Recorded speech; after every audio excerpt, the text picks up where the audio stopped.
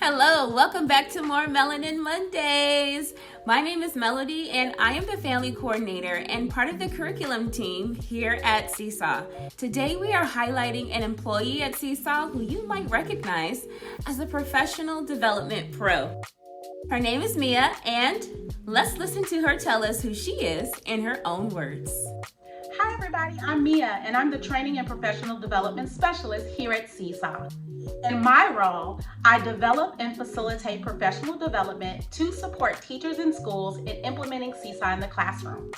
I also develop creative resources that deepen educators' use of Seesaw, like the Seesaw Mia Minute, which are a collection of short videos highlighting quick and easy ways that teachers can innovate with Seesaw in their classrooms. I love working at Seesaw and getting to help educators all over the globe find new and exciting ways to make thinking and learning visible. Wow, Mia, the work you do to support teachers in schools is so awesome. Seesaw is even more amazing because of you. Thanks so much for watching. We'll see you next time.